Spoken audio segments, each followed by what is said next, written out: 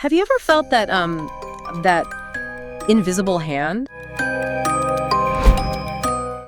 Like subtly steering your decisions, kind of chipping away at your confidence. Maybe even costing you opportunities, you know? And all the while there's this disarming smile.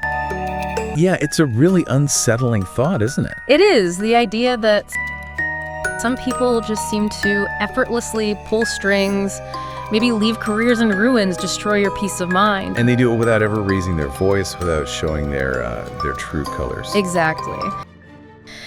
So tonight, we're really diving into something important here. What if understanding the hidden blueprints, the psychology behind this control,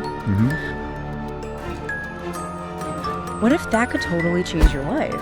What if it could give you insights that make you, well, more powerful maybe, but also genuinely happier by helping you sort of reclaim your own agency?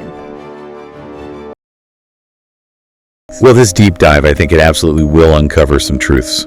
Things that might really challenge how you see reality. You know, it's like looking at something familiar, but through a totally new lens. It might not be comfortable, I'll be honest. We'll be looking at some pretty challenging aspects of, well, human nature. Yeah. But for anyone who's ready to face that, the clarity you gain, the ability to protect yourself, it's invaluable. We're stepping into a zone where, frankly, emotional intelligence can be weaponized. Weaponized, wow. Yeah, and where trust is sometimes just seen as a strategic weakness to exploit. That's exactly it. So our focus today is unpacking this really critical concept in psychology, the Dark Triad. It's this cluster of three distinct, but like you said, often interconnected personality traits. Narcissism, Machiavellianism, and psychopathy. Yeah. And these aren't just, clinical terms you read about in a textbook somewhere. No, not at all. No, they're like three of the most potent, maybe even dangerous tools for gaining power. And they're often used not by, masked villains. Right, not the obvious bad guy. No, but by people in tailored suits with polished smiles holding like spreadsheets. They can praise you 1 minute and then subtly tear down your career the next. Or offer comforting words while just quietly stealing your peace of mind. And often by the time you see the pattern, it's too late. You're already caught in their game. You feel like a piece on their board. Exactly. So our mission today is kind of threefold. First, to really shine a light on how these personalities actually operate, in the real world. Okay. Second, to pinpoint the specific psychological tactics they use, their weapons, essentially. Right. And maybe most importantly, to give you, the listener, some concrete ways to understand this and, crucially, protect yourself. Protect yourself, yeah. Because honestly, once you get a handle on how these specific mindsets work, you really will see the world and the people in it very differently. It's like getting the playbook. Playbook. I like that. Okay, so let's build that foundation then. Right. The Dark Triad. Okay, so let's break it down. The Dark Triad is this psychological term covering three distinct but often overlapping problematic personality traits. First one, narcissism. This is typically, that inflated sense of self-importance, a massive need for admiration, and, well, a real lack of empathy. Yeah, it's that person who genuinely believes they're special, unique, deserving of everyone's praise, even if they haven't really done much to earn it. Right, okay, so that's narcissism. Then number two. Number two is Machiavellianism, named, of course, after Niccolo Machiavelli. The prince. Exactly. Yeah. This trait is all about being cunning, manipulative, often deceitful in how you deal with people and situations. So very strategic. Highly strategic. People high in this trait see the world as a game to be won. They prioritize their own self-interest above pretty much everything else, and manipulation is their go-to tool. Other people, they're just pieces on the board. Wow. Okay, and the third one, psychopathy. Yes, psychopathy. And this one could be the most unsettling. It's defined by a real ruthlessness, often impulsivity, but also superficial charm. Superficial charm, interesting. Yes, but combined with a complete, almost chilling lack of empathy or remorse. No guilt. None. Unlike the narcissist needing applause or the Machiavellian planning everything out, the psychopath operates from this fundamental emotional detachment. They see others almost like objects. Objects for their own gratification or gain, with absolutely no internal sense of guilt if they cause harm. Okay, so each one sounds pretty dangerous on its own. They absolutely are. But here's the really crucial part. When all three traits come together, when they're prominent in one person, you get a personality that is supremely skilled at deception, at sophisticated control, and often, frankly, capable of alarming cruelty. So a perfect storm almost. Kind of. And these are often the individuals who somehow manage to climb to the very top, highest levels of power influence. But not because they're good leaders. Not necessarily. It's often because their unique, often dark mindset is their strength in those really cutthroat environments. They thrive there. They thrive. They don't just survive in highly competitive or ruthless places. They actively seek them out. And sometimes they even create those environments themselves, turning ordinary places into battlegrounds. Oh. By manipulating, by playing people off each other. They leave others feeling completely outmaneuvered, weak. They just instinctively understand the hidden rules of power, and they have zero problem exploiting them. That does bring a disturbing clarity to it. Okay, so to make this less abstract, maybe a real-world example, you mentioned Wall Street earlier. Right. Let's go back. Late 1990s. Picture this. A young guy, super ambitious, enters the scene on Wall Street. High energy, intense, no legacy, right? No family name, no inherited fortune, nothing like that. Yeah. What he did have was a sharp suit, this incredibly captivating smile, and just boundless confidence. You know the type. Yeah, the self-made story waiting to happen. Exactly. And over the next few decades, this man, Bernie Madoff, he didn't just survive, he soared. Yeah. Managed billions for the super rich, charities, big celebrities. Became a legend. Tight stuff industry, right? Yeah. Built this huge network, influential people everywhere, finance, politics, philanthropy. People saw him as this investment guru, totally trustworthy, untouchable. But, and this is the chilling part, what almost nobody saw, not even his closest friends or colleagues, was the massive void beneath that charm. He wasn't just a clever businessman. He operated with absolutely zero genuine empathy, no guilt, no real loyalty to anyone but himself. A functional psychopath, basically. Right there in plain sight, dressed in respectability. And what he did, Bernie Madoff built and ran the largest Ponzi scheme in history. Just staggering. How did he even manage it for so long? Years, systematically defrauding investors, building this total illusion of a financial empire based on returns that just didn't exist. Yeah. And the really insidious thing, he didn't just target strangers. No. He went after his closest friends, his own family, charities he claimed to support. Yeah. Just ruthless. Wow. So when it all finally collapsed, late 2008, boom, $65 billion. Just vanished. $65 billion, the human cost, catastrophic. Thousands lost everything, life savings gone, charities wiped out. Some people literally died from the shock and devastation. That's unbelievable. And you said when he was confronted. Yeah, this is the truly chilling part. When it all came out, when the scale of his lies was exposed to the world, there wasn't a single trace of regret on his face. Nothing. Nothing. No remorse, no empathy, not a flicker of guilt in his eyes. Just this blank, unnervingly calm expression. How is that even possible? To cause so much pain and feel nothing? It tells you something crucial, right? Bernie Madoff was just wired differently, fundamentally different psychologically. It wasn't just greed then. No, it was way beyond that. Yeah. He perfectly embodied that Dark Triad personality. He had the arrogance, the entitlement of narcissism driving his need for success and worship. He had the calculated long-term manipulation, the cold strategy of Machiavellianism that let him build and maintain the scheme for decades. And then you had the absolute ruthlessness, the total lack of compassion, the core of psychopathy that allowed him to destroy thousands of lives without even a flicker of internal conflict. He was a predator in the system. Silent, patient, unfeeling. A predator in a tailored suit. That's right. Quite the image. Okay, so let's bring this closer to home for everyone listening. Just take a second and think. Have you ever met someone who seemed incredibly charming at first? Like really intelligent, trustworthy, only to slowly realize, maybe over months or years, that their main goal was just using you? Yeah, that slow dawning realization. It's awful. It is. Maybe it was that boss who took all the credit for your hard work while subtly undermining you. Or maybe a partner who just twisted everything around and you doubt your own memory, that gaslighting thing. Yes. Or even a friend, someone you thought was loyal, who just shattered your trust and left you feeling devastated, confused. That feeling of being manipulated like you're just a piece in their game. It happens constantly, every single day, everywhere. And the scary part is you might not even fully realize it's happening right now. Exactly. And here's something really unsettling about how common these traits are. Research now suggests a pretty significant percentage of people in leadership roles show these traits. Like how significant? Well, some studies suggest as many as 1 in 5 CEOs might show clinical psychopathic traits. 1 in 5, that's high. It's startlingly high. It's roughly the same rate you find in prison populations. Wow, okay. And when you look back at history, at figures who were seen as successful, but also dangerous dictators, billionaires, certain political leaders, you very often find this potent mix of all 3 Dark Triad traits. So it's not just the obvious criminals we need to worry about. Not at all. That's the insidious part. The Dark Triad thrives among people with legitimate power. Like who? Leaders in government shaping policy, CEOs running huge companies, public figures influencing culture. They blend in. They look normal, even exceptional. They're masters of disguise almost? Masters of manipulation.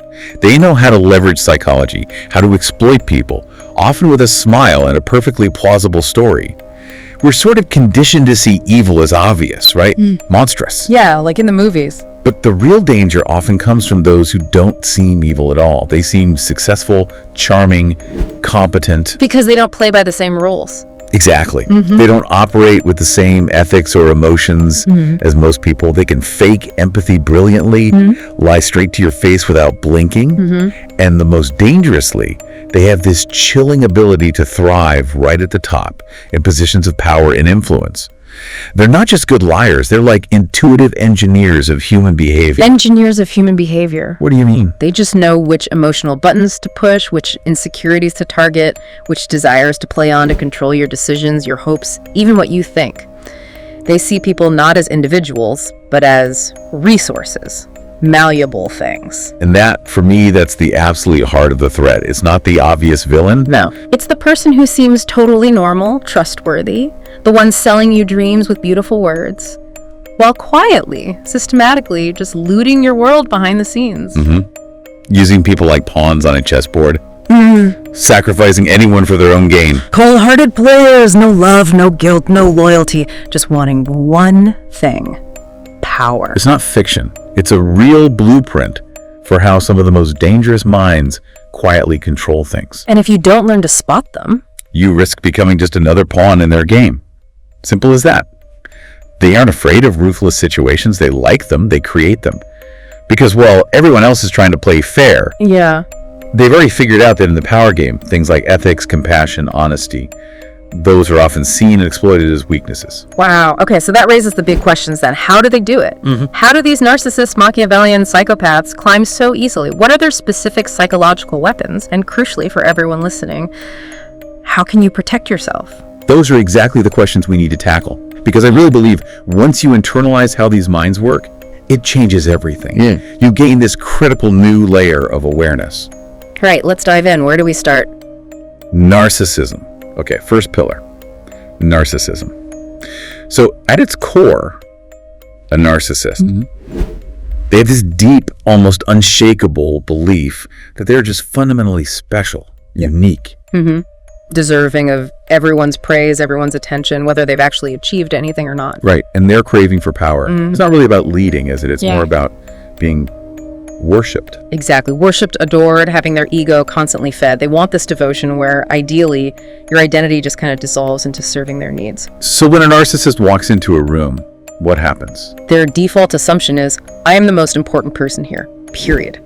And they will use every trick in the book to make sure you believe it too. How? They're masters of impression management, twisting reality, blowing minor achievements way out of proportion, presenting themselves as incredibly virtuous or successful. Okay, but what if someone challenges that image? If someone dares to question them?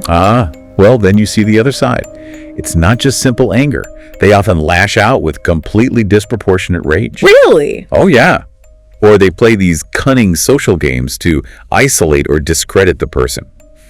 In extreme cases, they might try to utterly destroy the challenger's reputation, make an example, So no one else dares cross them. Precisely. So it's ironic then. Their deadliest weapon isn't really intelligence or strength. It's their charm. Absolutely. That charm is the hook. It's incredibly powerful. It draws you in, makes you feel special, chosen. You get tangled up before you even know what's happened. It feels good, that initial attention. Of course.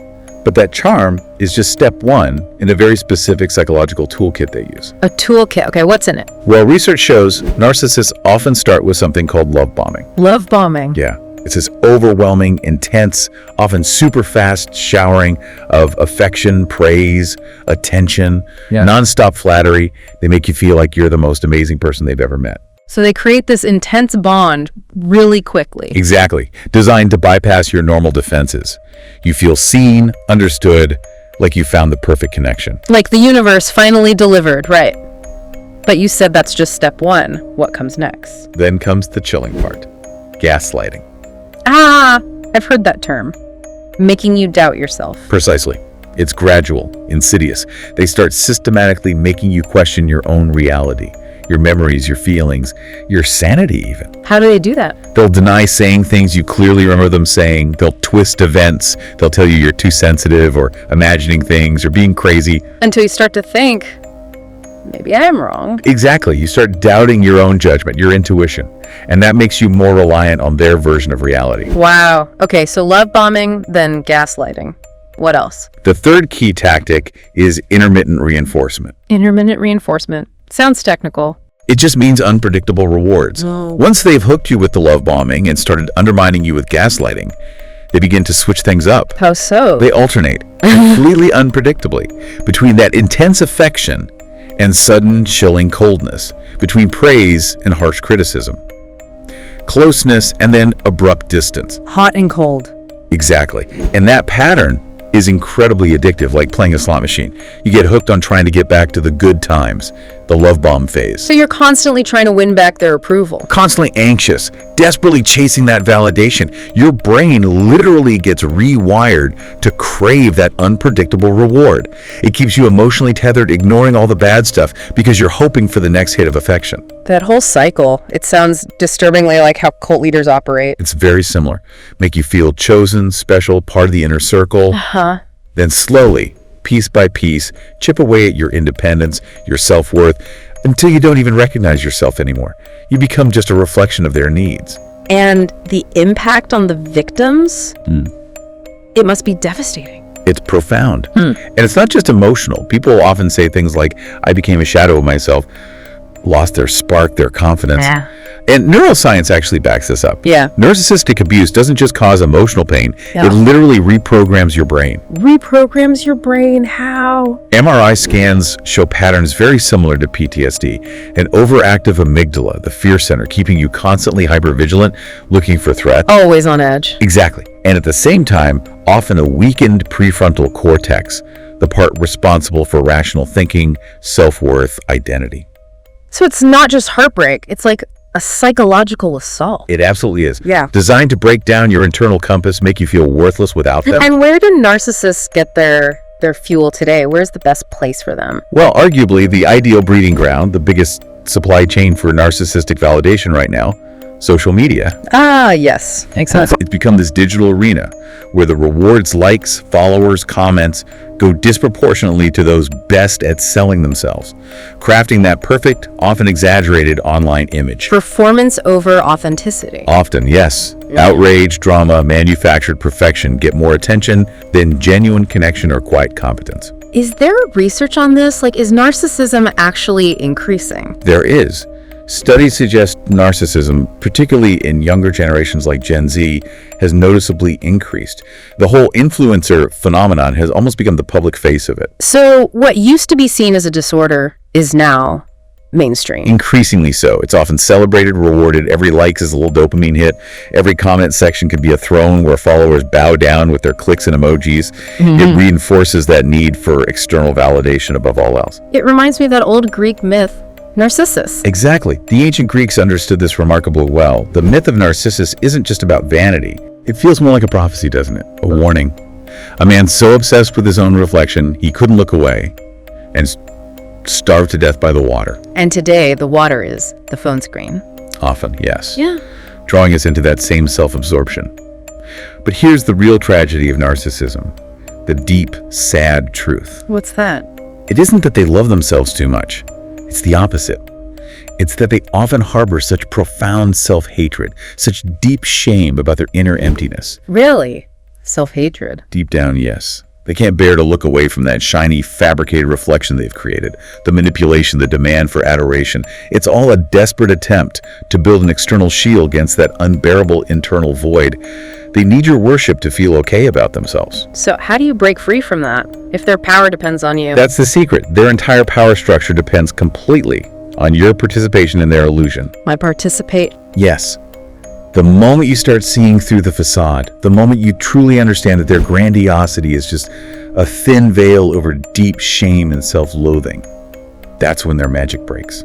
The spell shatters. Seeing through the illusion. And true freedom, the path back to yourself, it really begins when you consciously decide to redirect all that energy, all that attention you were pouring into them, back onto yourself. Reclaim that energy. Exactly. Because the real opposite of narcissism isn't being selfless. It's being whole. Having that deep self-acceptance, that inner completeness, that's something no narcissist can ever take away from you. It's about knowing your own worth, completely independent of them. Wholeness. I like that. Okay, that's narcissism. What about the second one? Machiavellianism. All right, pillar number 2, Machiavellianism. You mentioned Niccolo Machiavelli earlier, writing The Prince back in 1513. A highly controversial figure, but incredibly influential. Yeah. And that book, it wasn't just a simple guide for rulers. In many ways, it was the first real textbook on psychological warfare, on strategic manipulation. Its core message, chillingly pragmatic. The end justifies the means. And that philosophy is still alive and well today. Absolutely. 500 years later, it thrives. Not just in politics, but everywhere power is sought. It's embodied by people who see the world as this giant chessboard. And people are just pawns. Interchangeable pieces, yes. Yeah. Or tools to be used. They can lie without blinking, deceive without remorse, build relationships purely for strategic gain. And then drop them when they're no longer useful. Ruthlessly. While a narcissist craves that spotlight, that adoration, the Machiavellian works more in the shadows. Their deepest desire. Control. Unshakable control. And they will plan and execute anything, no matter how cold, to get it. So, modern psychology, how does it define this trait? Are there specific hallmarks? Yes, typically 3 main ones. First, strategic immorality. Meaning their morals are flexible. Completely flexible. They adopt ethical principles only when it suits their advantage. The moment those principles get in the way, they're discarded. Okay, what's number 2? Emotional detachment. A profound disengagement from their own emotions, and crucially from the emotions of others. So they can make tough decisions without feeling bad. Exactly. Decisions based purely on cold, hard logic, regardless of the human cost. No guilt, no empathy to cloud their judgment. And the third hallmark. This one's fascinating. Long-term patience. Unlike impulsive types, Machiavellians can meticulously plan and execute schemes over months, even years. They have this almost unnatural patience when pursuing their goals. No need for instant gratification. So that's what really sets them apart in the Dark Triad. I think so. They're not desperate for applause like the narcissist. They're not typically impulsive like some psychopaths. They are the quiet plotters, the grand strategists. Every move is calculated. Every single move. Their main focus isn't admiration. It's getting and using the levers of power and influence. They're architects of subtle, systemic control. Once you know that, you start seeing examples everywhere, don't you? You really do. It's the CEO who announces massive layoffs right before Christmas, talks about necessary restructuring, while pocketing a huge bonus. It's the politician passionately advocating for, say, environmental laws in public, while quietly taking big donations from polluting industries behind closed doors, undermining the very thing they claim to support. Or even online. The influencer who seems so real and authentic. Right, but every vulnerable moment, every bit of drama is actually carefully calculated to sell something or boost engagement for their brand. So their real strength comes from understanding human emotion. Exactly. Understanding that most people are driven by emotions. Yeah. And crucially, that emotions can be engineered, manipulated, used. Engineered. History's greatest Machiavellians knew this instinctively. They could shape public opinion, create narratives, stir up feelings, all for their own strategic benefit, while people often had no idea they were being played. You mentioned Robert Moses earlier, the builder of New York City. Was he like this? A classic example. On the surface, a visionary builder. Parks, bridges, highways. Yeah. He shaped the city. He absolutely did. Yeah. But underneath, he systematically destroyed vibrant minority neighborhoods by deliberately routing huge expressways right through them. Why? He called it progress. urban renewal. But really, it was a ruthless power play. He was a master Machiavellian. He buried obscure clauses deep in complex laws that gave him almost total power. So he made himself unstoppable. Pretty much. He played his subordinates against each other so they couldn't unite against him. By the time communities realized the devastation, the displacement, the social engineering, it was too late. The concrete was poured. Communities were gone. He controlled the information, offered only bad choices, used bureaucracy like a weapon. Wow. And you see this in corporations too. All the time. There was a big Harvard study that found something interesting. CEOs who scored higher on Machiavellian traits, they got promoted faster. Faster promotions. But what about their teams? Lowest team morale. That was the paradox. These are the leaders who talk about synergy and collaboration. Yeah. But secretly, they're scanning the room for weaknesses, for rivalries they can exploit. They actually encourage competition within their teams. Why would they do that? Not really to boost performance. It's often a tactic to prevent strong alliances from forming against them. Keep everyone divided, keep their own power secure. Clever in a disturbing way. Is there a specific tactic they often use? One really distinctive move is what's called plausible deniability. Plausible deniability. Yeah. A true Machiavellian rarely gives a direct order for something shady. No. How do they get things done then? Through suggestions, planting an idea, creating circumstances where someone else has to do the dirty work. That way there's no evidence, no paper trail linking back to them. So they can always say, I never told them to do that. Exactly. And technically, they might be telling the truth. And social media. You said it's a hunting ground for them, even though it seems so open. Surprisingly, yes. Because on social media, calculated vulnerability, manufactured drama, that stuff gets rewarded with attention, with engagement. Like the influencer who accidentally leaks a private DM to stir up controversy and get clicks. Or the guru who pretends to be under attack, creating fake opposition to look like a brave truth teller. So they manufacture conflict. They do, because the algorithms love conflict. And the Machiavellian sells it, orchestrates these online battles where no matter who seems to win, the strings are always firmly in their hands. And in politics, it's even more obvious. Often, yes. That classic playbook. First, create or amplify a problem. Fan the flames of fear, exaggerate a threat, and then conveniently present yourself or your party as the only possible solution to the very crisis you helped create. Seize power through manufactured necessity. Why does this stuff work so well? It seems so cynical. Because fundamentally, Machiavellianism taps into a deep societal hypocrisy. We say we value honesty and transparency. Yeah. But research actually suggests people often perceive good liars as more competent, more persuasive. We talk about openness, but studies show letters who maintain a bit of strategic ambiguity often stay in power longer. So the system rewards deception. Machiavelli's core insight was exactly that. It's not that people are inherently evil, but the systems we operate in, social, political, corporate, often reward deception and ruthlessness. In a world where perception often is reality, the master manipulator frequently wins, not the honest person. Okay, that's quite depressing. Is there a counter strategy? How do you fight back against this? There is. And it's a truth Machiavellians absolutely dread.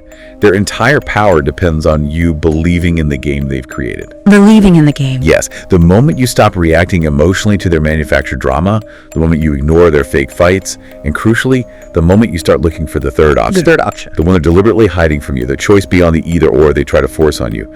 That's when their magic starts to fade. Their control needs you to stay inside their lines. So don't play their game. Exactly. Think about Sun Tzu, The Art of War. The greatest victory is breaking the enemy's power without even fighting.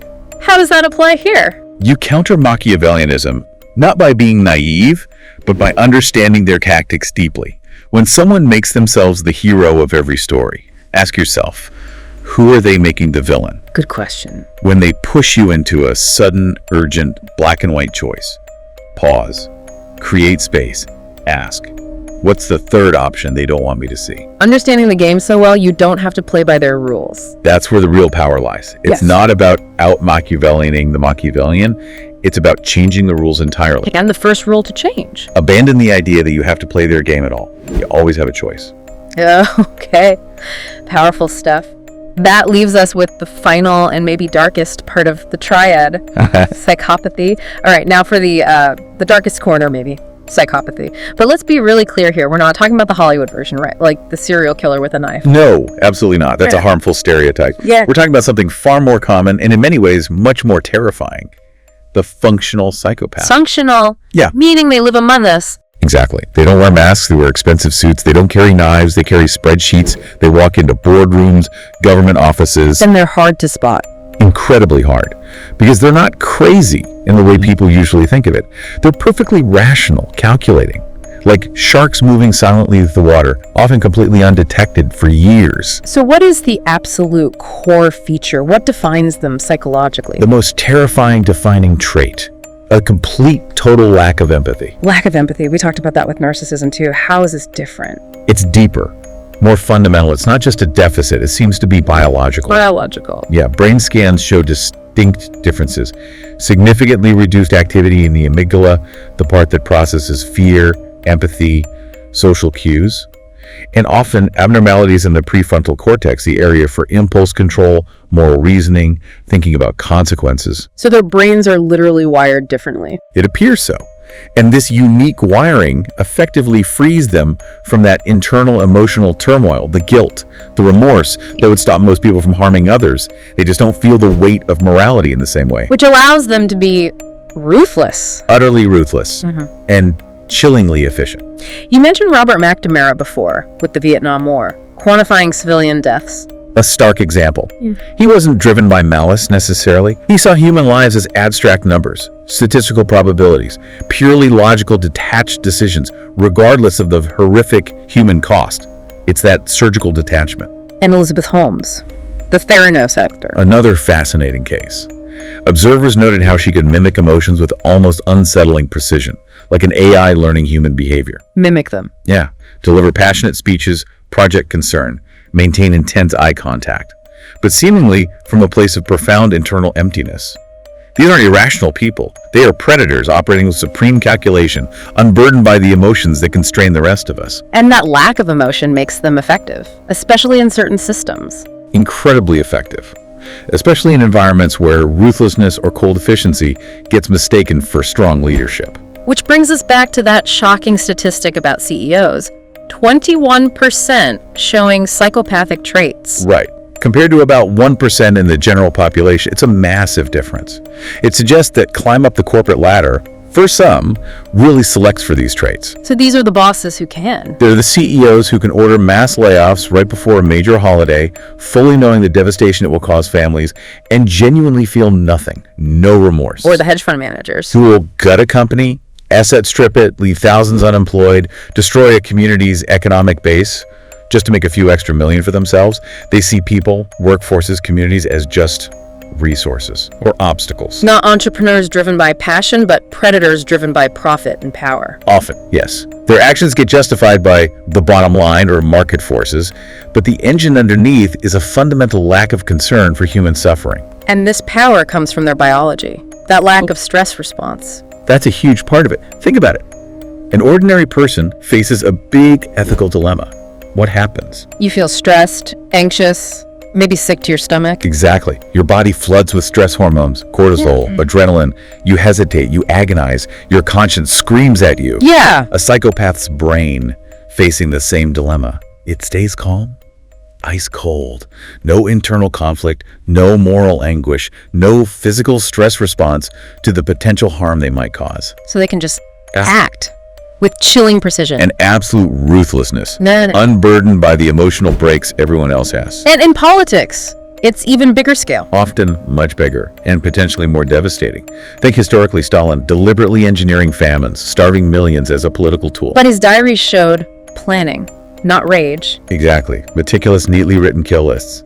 Cold calculation. Today's political psychopaths might use different tools, but the principle can be similar. Policies. Policies have Immigration policies designed explicitly to cause suffering to deter others. Economic strategies that funnel wealth upwards while knowingly devastating poor communities. These policies are often framed as necessary or efficient, but the root can be that same emotional detachment from the human fallout. That reminds me of Hannah Arendt, the banality of evil. Precisely. It's that terrifying idea that the worst atrocities aren't always committed by monsters foaming at the mouth.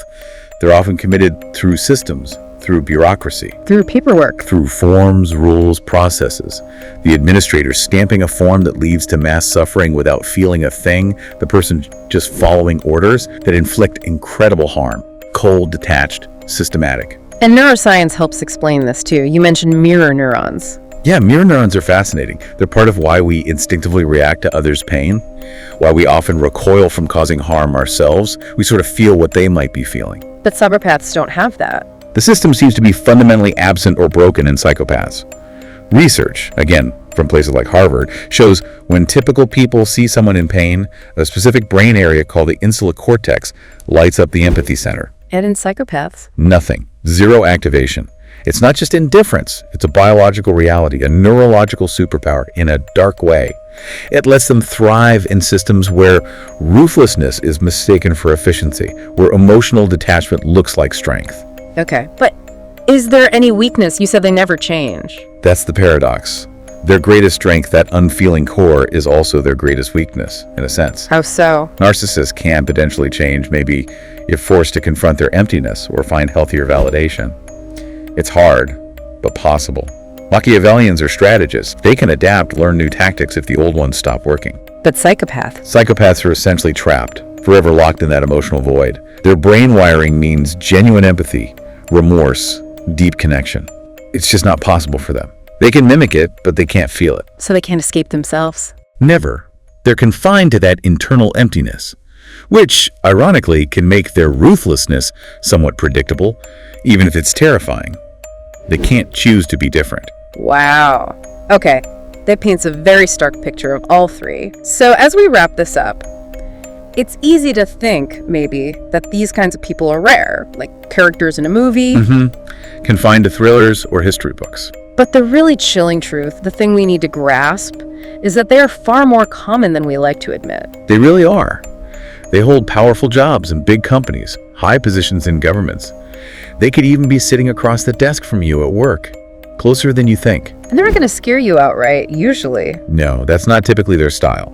Their power is more insidious. It's about subtly planting fear inside you, playing on your insecurities, gradually nudging you, almost invisibly, to live by their rules, operate in their world. Questioning yourself instead of them. Exactly, all without you ever fully realizing you're being steered, being controlled. But here's the crucial part, right?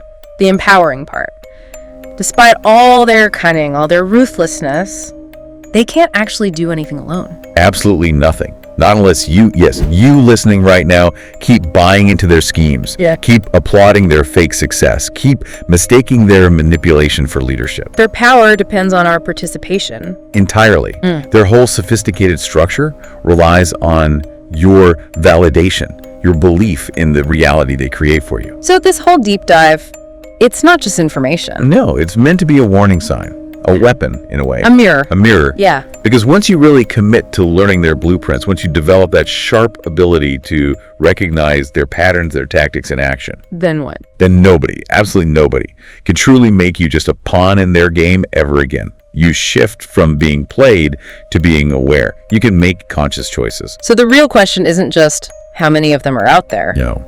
The truly life-changing question, the one that gives you back your power, is, have you woken up? Are you ready to see these dynamics for what they are? Are you ready to step fully into your own power, your own agency? #outro. And just remember this. Real power isn't about trying to beat them at their own game, trying to be more ruthless, more manipulative. No. No. Profound power comes from radically changing the rules of engagement altogether.